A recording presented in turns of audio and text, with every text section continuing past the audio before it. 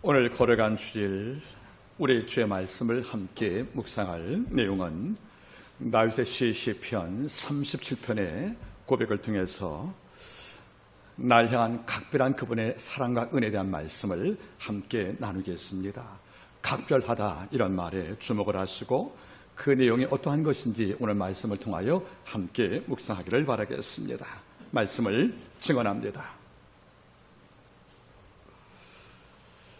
경제학에서 쓰는 용어 to ow를 말씀을 드리겠습니다.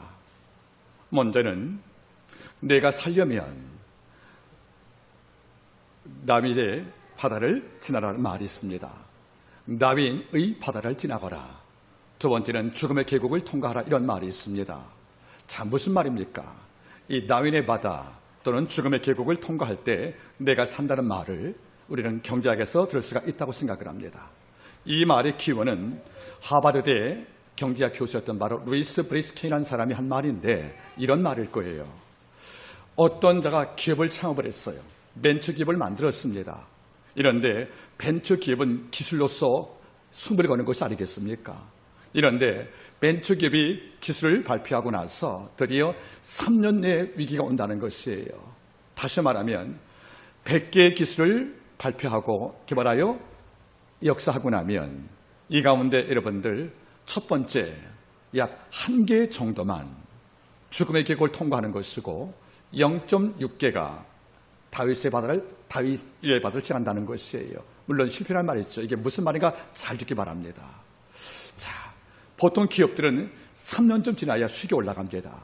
이런데 3년 내에 기업은 예측 못할 두 가지 위기를 맞이하는 것이지요. 이 첫 번째가 바로 다윗의 바다라는 뜻이에요. 다윈의 바다, 사실 다윈 아니겠습니까? 두 번째가 죽음의 계곡이 온다는 거예요. 우리가 이 말 들으면 낯설잖아요. 이 말의 의미가 여기 있다는 거죠. 이 다윈의 바다가 어떤 것이냐면 실제 호주에 있습니다. 호주의 북부 해안인데 이 도시의 아름다운 말로 표현할 수 없다는 거예요. 그래서 일부 시인은 말하지요. 이 다윈 바다의 풍경은 하나님께서 천지를 창조하기 전에 한번 창조해본 시험작이라고요. 이만큼 아름다운 것이 바로 다윈의 바다였거든요. 그래서 많은 자들이 이 바다를 찾아갑니다. 너무 아름답고 매료가 되어 있으니까. 이런데 접근이 금지가 되어 있다는 겁니다. 알고 봤더니 그 아름다운 이 다윈의 바다에 해변 근처에 악어와 해파리가 삽니다. 이 악어는 사납잖아요. 그리고 해파리의 독은 지상 최강의 독이라는 겁니다. 이런 따르게 아름답지만 통과할 수가 없다는 것이에요. 우리가 위양을 삼아서 휴양을 갔다 할지라도 금지하는 것이지요. 네가 사나운 악어를 이길 수 있겠느냐고, 물가에 들어가서 해파리 독을 이길 수 있겠느냐고. 어렵잖아요. 네가 악어와 해파리 독을 피할 수 없다면 가지 말라는 거예요. 이 바다는 통과가 없다는 거죠. 이것이 바로 다윈의 바다입니다. 그 다음에 죽음의 계곡이 있는 거예요. 여러분들 1849년도 이른바 미국의 캘리포니아 네바다주에 있는 골짜기가 있습니다. 여기에 골드러시 황금이 발견된 거예요. 그래서 여러분들 동부의 서부로 많은 자가 이른바 골드러시 금을 얻기 위해서 많이 이주하는 것이 아니겠습니까? 동부와 서부는 서울 부산 거리보다 온등이 없잖아요. 이러니까 많은 사람들이 지름길을 찾은 거예요. 찾은 것이 바로 어떤 골짜기입니다. 이 계곡을 통과하면 이게 지름길이라서 많이 갔지만은 이 속에는 뭡니까 여러분들? 그 골짜기는 엄청난 지형이라는 거예요. 다시 말하면 이 골짜기는 해수면보다 낮기 때문에 매일 온도가 섭씨 55도예요. 땅이 죽어서 바닷물이 말라서 소금덩어리가 많다는 거죠. 이 압력덩어리가 흉기되어서 땅에 박혀있는 거예요. 그리고 땅이 말라서 바닥은 소금으로 질퍽게 났다는 거죠. 풀 한 폭이 성장 못합니다. 이런 과정을 가다 보니까 그 계곡 통과할 때마다 오래 갈 때 먹을 게 없잖아요. 그래서 지름길로 가기 위해서 그 골짜기를 통과했지만 실제 많은 자가 거기서 사망하는, 그래서 이걸 통과했던 일부 사람들이 말하는 거죠. 이 골짜기는 지름의 골짜기가 아니고 이른바 데스밸리, 죽음의 골짜기로 평가했다는 거 아니겠습니까? 수많은 자가 이 길이 옳다고 걸어갔는데 나올 때는 몇 명이 없는 거죠. 다 죽었다는 거예요. 이른바 데스밸리, 죽음의 골짜기라는 것이 아니겠습니까? 이거를 여러분들 루이스 브랜스컵이라는 학자는 말하는 거죠. 한 기업이 100개 기술을 개발하여서 시장에 내놓으면 100개 다 승리하는 것이 아니라는 거예요. 3년 내에 이 기업이 죽음의 골짜기와 다윗의 바다를 통과하지 못하면 기업은 망할 수밖에 없다는 것이 강조하는 것이 아니겠습니까? 요지가 뭐예요? 여러분들, 실패가 성공을 앞두고 있다는 거예요. 바꿔 말하면 기업도 그렇고 삶도 그렇고 우리는 반드시 두 종류의 지형을 통과할 필요가 있다는 거지요. 사자와, 즉 악어와 해파리가 사는 이런 다윈의 바다, 그리고 수금으로 점철되어서 걸어갔지만 나올 때 모두 죽었던 이른바 죽은 계곡들, 이걸 통과하지 않으면 또 통과하기 어렵기 때문에 이 땅은 위험이 많다는 것이 바로 경제학의 진단이라 그런 말 아니겠습니까? 근래 많은 경제학자가 한국 경제를 이렇게 평가합니다. 일부 정치권은 우리의 기초경제 강화로 말할지 모르겠지만 기업인들이 그렇게 말하지 않고 있는 거예요. 지금 우리는 그 교수가 말한 죽음의 계곡을 통과하고 있다는 것입니다. 누가 살지 모르겠다는 거예요. 이런 상태가 한 1년만 쏘게 되면 많은 기업들이 이른바 솔트 디저트, 즉 그 사막에 갇혀 죽을 수밖에 없다는 걸 경고하고 있는데 아직 정치권이 여기에 대한 의식이 없다고 생각합니다. 이걸 통과하고 나면 다음에 다윈의 바다가 있는 거예요. 여기는 악어가 있고 여기는 해파리가 있습니다. 이걸 통과하지 못하면 어떤 기업도 어떤 개인도 살 수가 없다는 거 아니겠습니까? 문득 다윈의 바다, 죽음의 골짜기를 생각할 때마다 신앙을 돌아보게 되는 것입니다. 경제만 그럴까? 경제가 다윈의 바다를 건너가고 죽음의 골짜기를 통과하지 않으면 살 수 없는데 신앙도 마찬가지예요. 신앙 세계도 믿다 보면 위험이 동반되는 두 곳이 있다는 거지요. 다윈의 바다가 존재하는 것이고 죽음의 골짜기가 존재한다는 것이에요. 다윗 바라보세요. 내가 사망의 음침한 골짜기로 지나치라도 죽음의 기골 말하고 있잖아요. 여러분 에스겔 바라보세요. 예언자 에스겔, 인자야 이 마른 뼈가 살겠느냐고. 그 골짜기에 수많은 뼈가 존재하지 않습니까? 어떤 경우에 믿는 성도도 여러분 사망의 음침한 골짜기를 통과할 때가 있다는 거예요. 내가 살 수 있을까? 내가 무사히 이걸 통과하여 살 수 있을까? 이런 염려가 있고요. 주위 사망의 일이 안 되어서 해골이 마르고 심이 썩었던 이런 뼈들이 날 바라보는 이런 절망 상태가 우리 가운데 올 때가 있다, 그런 말입니다. 여러분 경제만이 아니에요.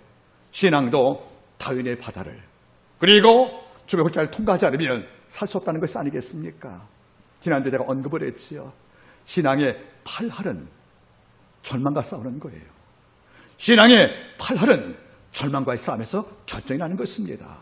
여러분 철로 역정을 보시기 바라겠습니까? 이전 본열의 철로 역정을 보면 참 재밌어요. 많이 알지만 실제 읽어본 적이 적은 이런 책인데 철로 역정의 주제를 우리가 알잖아요. 고민중 기독자가 아파하다가 부르심받아 순례자입니다. 필그림 떠나갈 때 수많은 위기를 만나고 수많은 사람을 만나잖아요. 그런데 이 과정을 잘 보시면은 오늘 말씀과 아주 동일한 개념이 나옵니다. 7장을 바라보면 이 기독자 순례자가 누굴 만납니까? 천박, 나태, 거만을 만나는 거예요. 천박, 나태, 거만을 만나요. 그리고 한참 시달립니다. 천박을 볼 때 상처받고 거만 볼 때 상처받고 여러분들 나태를 만나는 거죠. 그래요. 예수 믿다 보면 1년간은 뜨거워요. 새롭거든요. 이런데 한 2, 3년 가면 어떤 골짜기에 빠집니까? 나태에 빠지는 거예요. 내가 이 정도면 알 만큼 다 알았는데 교회 밖에 볼 때 진리가 특별한 건 줄 알았는데 믿어보니까 별거 아니겠다, 이런 나태가 오는 것이고요. 거만도 와요. 여러분들 또 천박도 온다는 거예요. 이 골짜기를 통과하지 못하면 순례자는 천성을 갈 수가 없다는 것이 바로 이 글의 내용이라는 거예요. 그래요. 믿는 순례자도 천박과 거민과 그리고 나태를 만나는 거예요. 이걸 통과해 끝났다고요? 아니에요. 12장 가면 누굴 만납니까? 달병과 수다쟁이를 만나는 거예요. 이 무신론자 수다쟁이가 말로써 순례자를 설득을 합니다. 진리가 어디 있느냐고, 무슨 영생이냐고. 그런데 그가 달병가예요. 그래서 혼이 빠집니다. 듣다가 마음이 흔들리거든요. 믿다 보면 교회에서 상처도 받거든요. 또 실증 나거든요. 이럴 때 예수 없는 무신론자가 달병가라 말하는 거예요. 세상 죄의 교회 똑같이 있다. 교회랑 기업이 무엇이 다르냐, 이런 말로 가뜩이나 아픈 우리 마음을 흔들고 있다는 것이 아니겠어요. 우리도 어떤 순간에 말쟁이, 달병가, 수레기를 만날 때가 있다는 거 아니겠습니까? 이걸 통과하지 못하면 손잡고 교회를 나가는 겁니다. 진리를 떠나는 거 아니겠습니까? 이걸 참고 이겼다는 거예요. 이런데 13장 가니까 또 누굴 만납니까?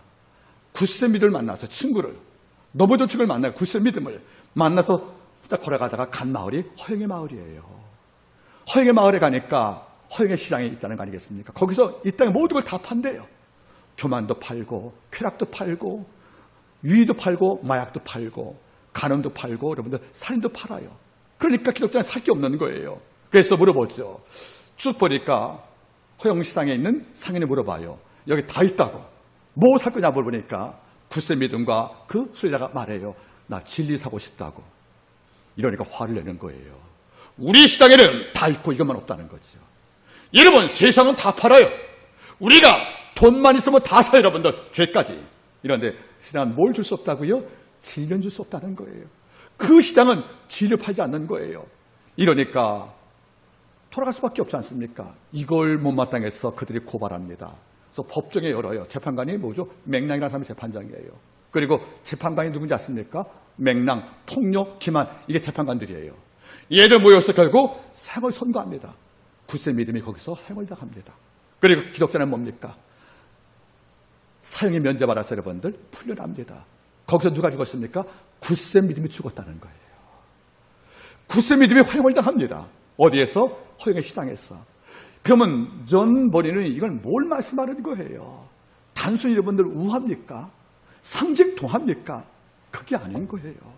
우리 또한 지금 예수 안에 있으면 7장의 거만, 나태, 그리고 여러분들 아버지 앞에 비진리 같은 이런 것을 만나서 골짜기에서 우리가 아파할 때가 있고 때로는 죽기도 한다는 거예요. 더 나가서 여러분들 그 허풍자를 만나고 달변과 성의 말쟁이를 만나서 우리가 속기도 하고 많은 성도가 믿음을 버리기도 하잖아요. 더 나가서 뭡니까? 허영시장에 가서 진리를 구하다가 못 구할 때 이 땅에 모두 다 핍박을 해서 믿음을 꺾일 때가 참으로 많지 않겠습니까? 이런 과정을 다 통과하고 나니까 맨 끝에 뭡니까? 예수 그리스도가 필그림의 그 술제를 받아들여서 영생 얻는 것이 바로 이 내용이라는 것이 아니겠습니까? 신앙도 마찬가지예요. 다윈의 바다, 다윗이 아닙니다. 다윈의 바다와 주별자를 통과할 필요가 있다는 것이요. 여러분 지금 어디쯤에 와 있습니까? 혹시 다윈의 바다에 악어한테 물리어서 우리 주저앉았는지, 우리가 죽음의 골짜기에 갇혔어 여러분들 우리가 신앙에 오리가 왔는지 이걸 알고 있다면 한 번쯤은 여러분들 하나님께 도움을 구할 필요가 있다고 생각하고 내용은 점검이 필요하다고 생각을 합니다. 자, 그러면 다윈의 바다와 죽음의 골짜기가 뭘 상징하는 것입니까? 죽을 만큼 싸우지 않고 힘내지 않으면 통과할 수 없는 공간이라는 거예요. 여러분 여기에 잘못 갇히면 이럴 때가 있습니다. 내가 이러다 죽겠구나. 내가 이러다가 무너지겠구나. 내가 이러다가 더 이상 서지 못하겠구나. 이런 절망 순간이 온다는 거예요. 여러분 한번 따라하겠습니까? 신앙의 팔할은 뭐와 싸움이라고요? 절망과의 싸움이에요. 절망을 잘 다뤄야 불안해지지 않는 거예요. 절망은 불안을 낳는 거죠. 그러니까 불안은 무슨 말이겠습니까? 불신앙을 할 수밖에 없다는 것이에요. 이러니까 절망과 불안을 잘 못 다루면 우리 삶 속에 승리 그 골짜기 바다 건너갈 수가 없다는 것이 아니겠습니까? 오늘 이걸 보고자 합니다. 다윗은 일평생 뭡니까? 전사였습니다. 전사 브레이브, 군인이었다는 거예요. 그런데 또한 뭐죠? 시인이었어요. 그래서 어떤 메스머라는 그 여성 학자가 말하지요. 다윗은 직업의 두 가지라는 거예요. 시인이며 전사였다. 다시 말하면 놀이하는 시인이었으며 싸우는 전사였다는 것이에요. 그런데 뭡니까? 전쟁터에서 그런 기도했다는 거죠. 그리고 응답도 이겼으면 이걸 뭘 만들어요? 노래 만든 거예요. 그래서 기도가 시가 되었고 시가 노래가 된, 그래서 시인과 전사였던 바로 다윗의 간증이 남아있는데 37장도 예외가 아니라는 거예요.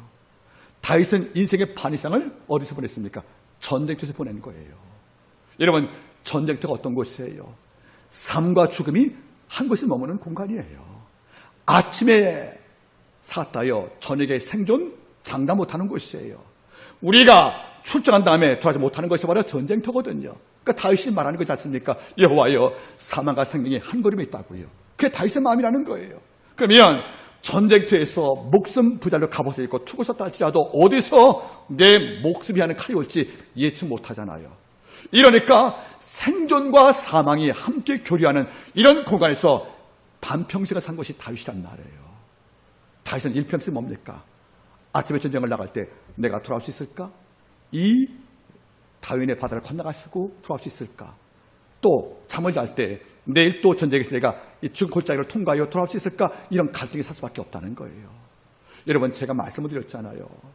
다윗이 어디에 가는지를 이겼으니까 다윗은 걱정이 없었을 거라고요? 아닐 거예요. 그도 우리와 똑같은 사람이에요. 불안했고 두려웠고 낙심을 하는 거예요. 그렇기 때문에 여러분들 기도했다는 겁니다. 여러분, 제가 아는 기도 가운데 이런 기도가 있답니다. 하나님, 제가 왔습니다. 당신 보시기에 저 알지 않습니까?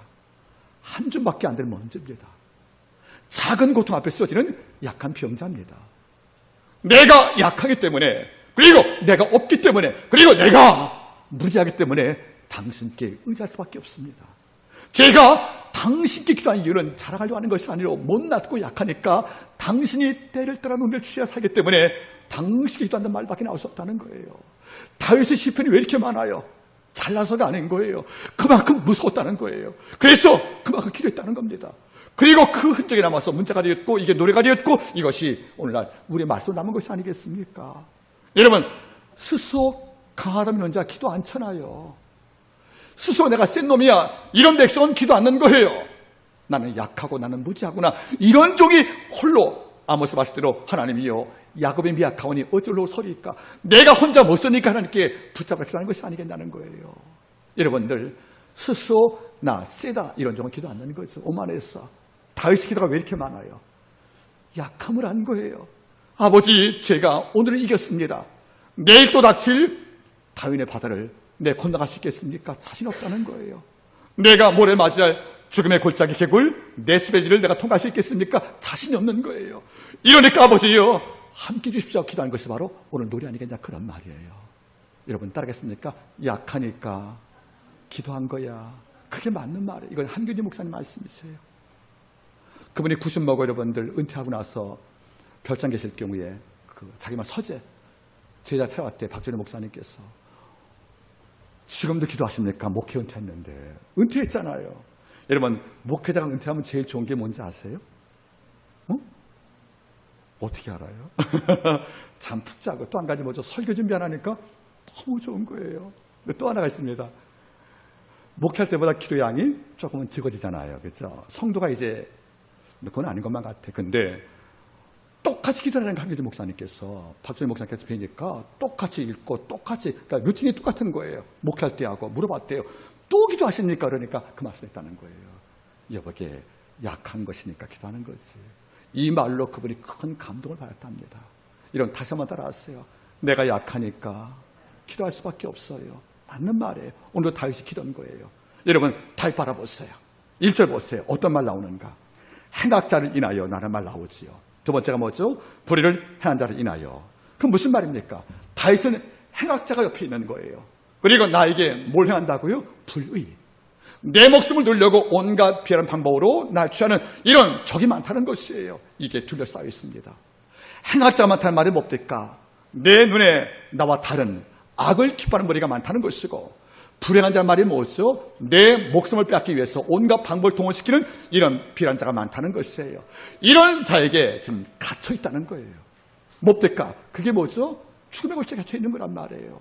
이게 뭡니까? 나인 바다에 들어갔지만은 악어와 해파리에게 둘러싸여서 꼼짝 못하는 물에 빠진 자와 같다는 것이 아니겠습니까? 이런 위기 앞에서 다윗은 너무도 아팠다는 거지요. 그래서 여러분들 주저앉아 울었습니다. 우니까 아버지께서 세 말씀을 주었어요. 여러분, 첫째가 뭡니까 여러분들? 여호와를 기뻐하거라. 두 번째가 뭐죠 여러분들? 자, 내 짐을 맡겨라. 세 번째 뭡니까? 나를 기다리거라. 보세요 여러분들. 37편 4절 여호와를 기뻐하라. 5절 너에게 여호와께 맡기라. 여러분들 7절 여 앞에 잠잠하고 참아 기다리라. 여러분들, 내가 지금 행악자와 불의한 자 앞에 갇혀서 죽음의 골짜기에 내가 묶여있단 말이에요. 이게 죽을 수밖에 없어요. 이래서 마음을 치고 울고 있는데 주가 기도 가운데 세 말씀 오셨습니다. 너 그래도 날 기뻐해라. 하나님, 행악자가 내 목숨 누리는 위기에 있습니다. 불의한 자가 내 목숨 하려고 덧났는데 이걸 보고도 제가 여러분들 하나님 기뻐할 수 있겠습니까? 아니야. 너 나 계속 기뻐해. 이런 불행을 주어도 날 기뻐해라. 그리고 그 다음 말이 뭡니까? 나 여호와에게 맡기라는 거예요. 그리고 잠잘 원망하지 말고 날 기다리래요. 여러분 놀랍잖아요. 사망의 음치와 골짜기라는 죽음의 골짜기 계곡과 나인의 바다에 갇혀서 꼼짝할 수 없어 사망을 맛보는 이런 다윗의 아버지가 이리 말씀하시는 거예요. 다윗아, 그래도 이 위기 앞에서 나를 기뻐했으면 좋겠다. 그러면 내가 내 소원 들어줄게. 그 다음 말씀 바라보세요, 여러분들. 그리고 내 길을 여호와께 맡겨. 네가 죽음의 골짜기에 갇혔다 할지라도, 나갈 수 없어 죽음이 온다 할지라도, 네가 다인 바다에 갇히어 해파리와 악어에 둘러싸여 나갈 길이 없다 할지라도 내 길을 내게 맡겨주면 그분은 뭘 만들어요? 길과 강을 만들잖아요. 그 다음 말이 뭐죠? 이렇다고 원망하지 말고 잠잠히 참아 날 기다리는 것이에요. 이걸 답을 주었다는 거죠. 만약 여기서 다윗이 만약에 하나님 이건 내가 원하는 답이 아니라고 이걸 막아버렸으면 오늘 설교 말씀은 없다고 생각합니다. 이걸 다윗이 고백을 했습니다. 그러니까 물어봤겠죠. 이러면 어떻게 되는데요? 물어보니까 답을 주는 거예요. 37편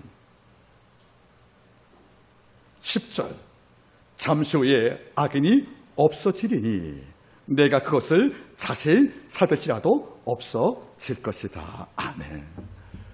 네가 나를 어려움 속에서 끝까지 기뻐한다면, 네가 비록 어려움 당하지만 내 길을 내게 맡긴다면, 그리고 나를 기다린다면 너에게 고통을 주었던 그 모든 것들을 내가 이 땅에서 추방시켜서 네가 자세히 봐도 다시 보지 못할 거를 말씀하셨다는 거예요.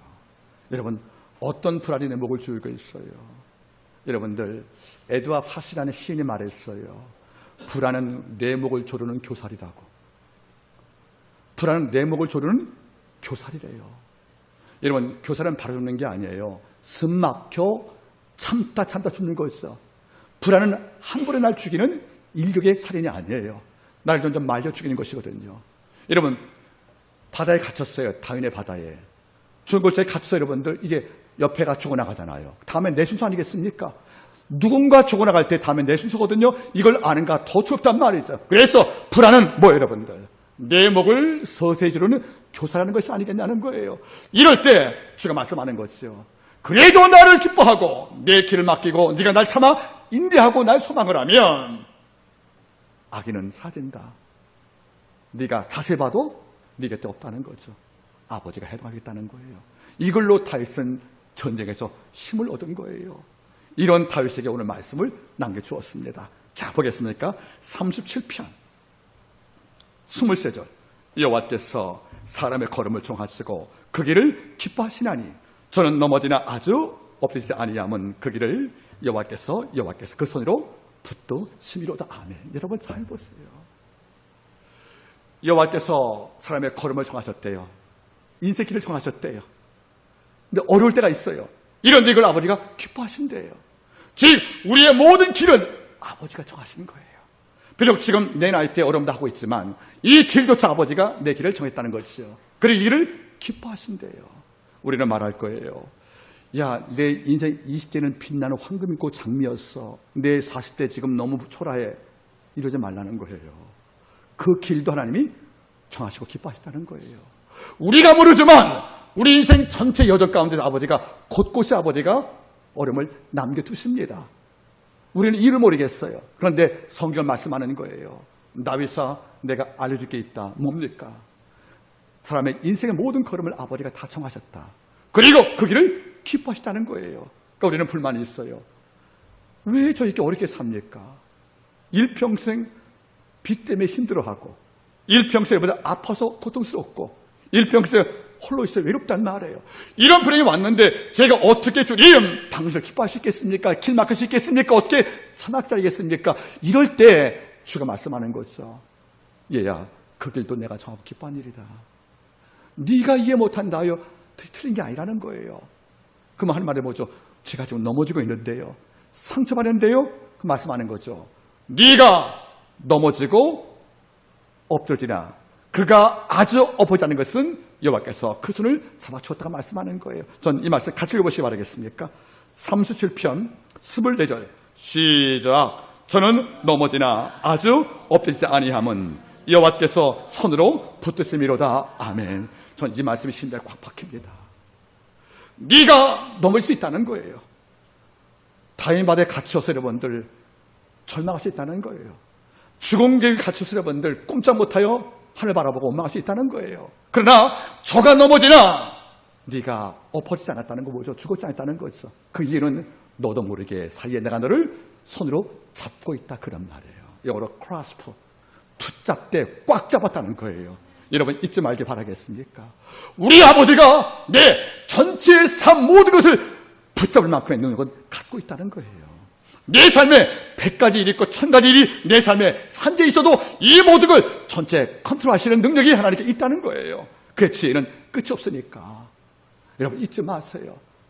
여호와께서 그 손으로 붙드심이로다.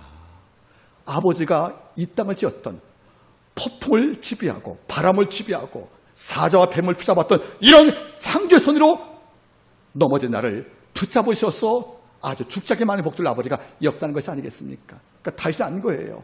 내가 수많은 전쟁터에서 10명 나갔다가 2명 들어오고 이런 사망의 전사가 많은데 내가 어떻게 목숨이 부지했던 것인가 알고 봤더니 할 말이 뭐죠?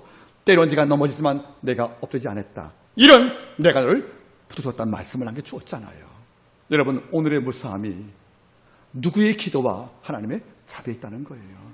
지금의 내 평안함이 나만의 노력이 아니고 누구의 눈물과 하나님의 성실함이 있기 때문에 내가 산 거죠.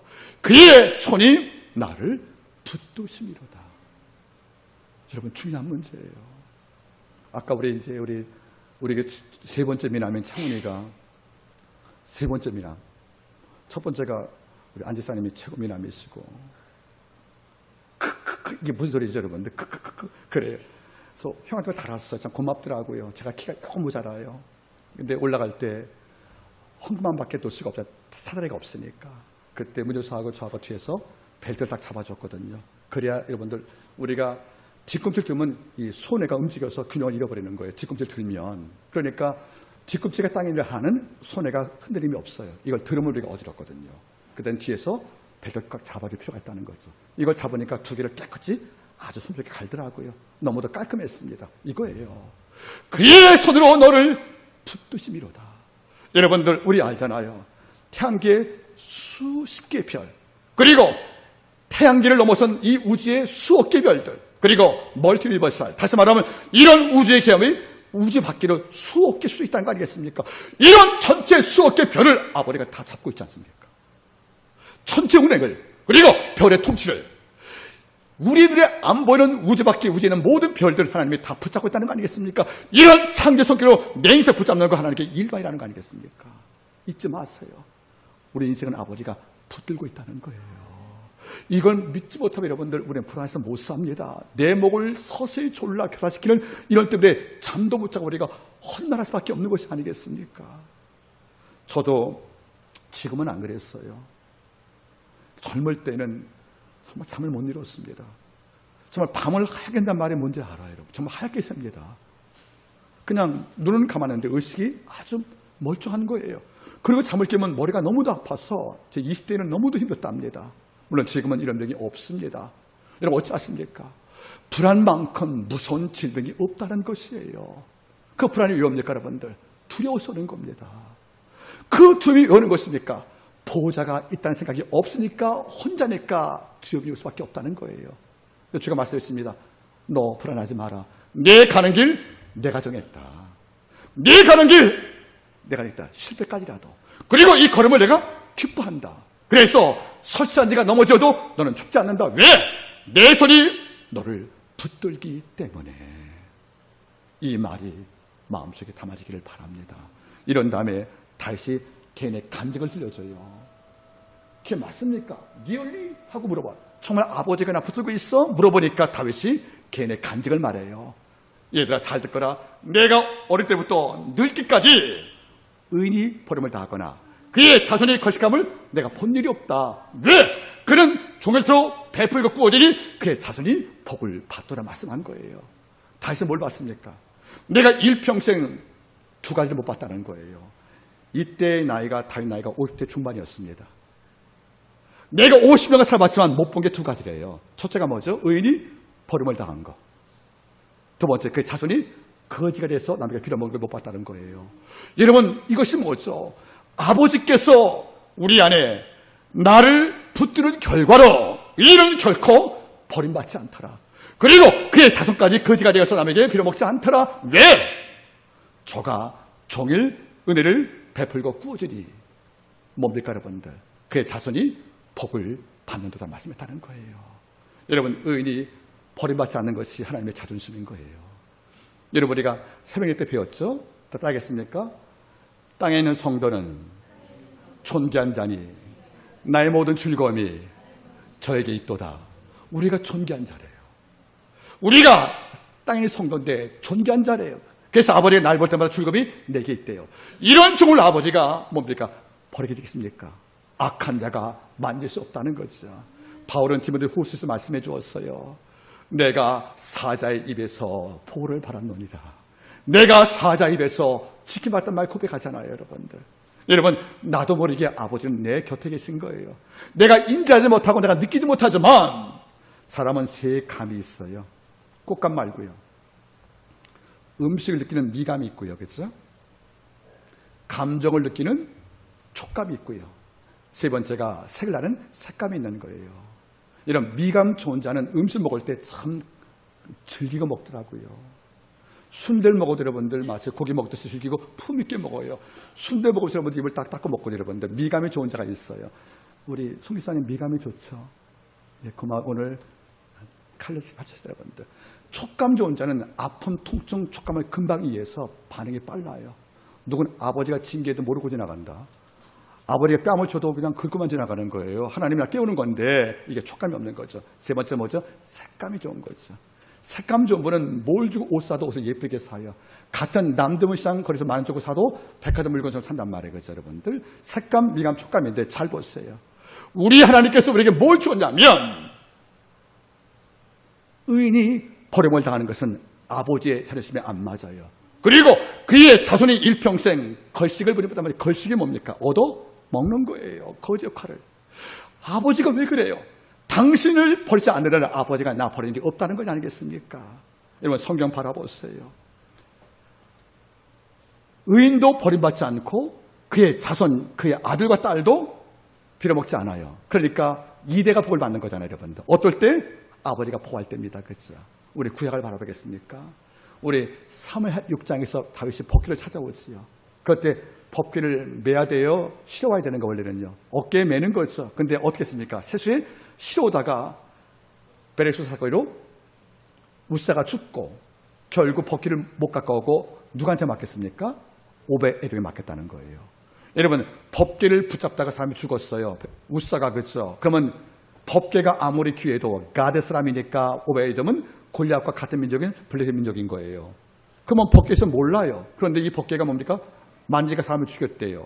그러면 소가 날뛰니까 법궤는 원래 과니까 붙잡은 밖에 없는데 붙잡았다가 죽였다는 거 아니겠습니까? 법은 뭐죠? 제정에는 만질 수 없는 거라고 해서 죽여버린 거예요. 그러면 삼잡을 때는요. 이런 하나님의 폭군을 있겠습니까?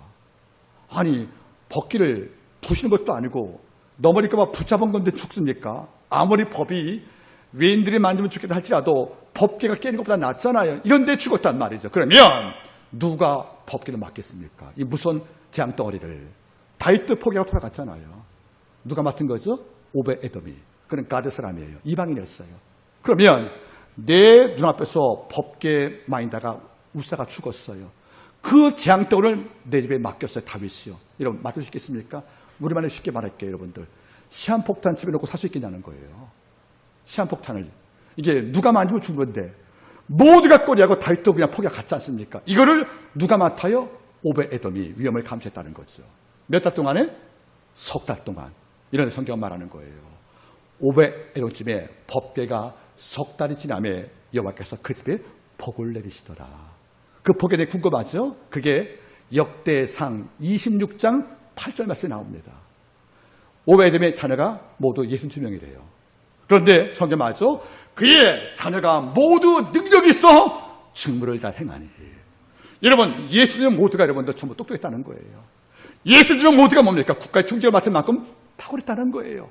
여러분들, 아버지가 복을 받고 자식이 복을 받아요. 왜? 일이 버림당하지 않고 자신이 복을 받는 것이 아니겠습니까? 이러니까 부모가 주를 잘 믿으면 이 복이 넘쳐 흘러가는 거예요. 누구한테? 내 자녀 목까지. 따라하겠습니까? 내 잔이 넘치나이다. 넘친 잔은 우리가 받아서 누가 먹는 거예요? 담을 넘는 가지를 여러분들 밖에서 이수 따먹을 수밖에 없는 거 아니겠습니까? 이런 말씀 바라보세요. 오베에돔의 자손은 모두가 능력 있어 직무를 잘 행하라니 그 수가 모두 62명이었더라. 여러분, 자식 셋만 낳아도 아롱이다롱이에요. 누구는 똑똑하고 누구는 못나서 공부가 안 돼요. 이런데 62명이 다 능력 있다는 말은 뭡니까? 이런 복이 어디 있겠습니까? 저는 역대상 26장 8절 말씀 볼 때마다 충격을 받는 거예요. 62명이 다 국가의 요직을 맡은 동량들이었다. 왜 그래요? 아버지가 의인이었거든요. 모두가 버린 법궤를 지켜서 석 달간 법궤를 안 취했고 석 달 만에 다시 와서 바라보니까 법궤가 무사하거든요. 이걸 들어갈 때 춤을 추고 들어가지 않습니까? 여러분 잊지 마세요. 내가 어려서부터 늙기까지 의인이 버림을 당하거나 그의 자신의 거식감을 보지 못할도다. 저는 종의 은혜를 베풀고 꾸어지니 그의 자손이 복을 받는도다. 우리 아버지가 뭐합니까? 종일 베풀고 꾸리다는 것이 아니겠어요. 그래서 아버지와 자손이 다 함께 복을 받는 겁니다. 이걸 다윗이 간증으로 남겨주었다는 거예요. 이러니까 여러분들, 내가 지금 다인 바다에 갇혀 있어요. 악어가 배로 올라오려고 그래요. 바다에 들어가서 피우면 해파리의 도로 쏘면 1초 만에 죽습니다.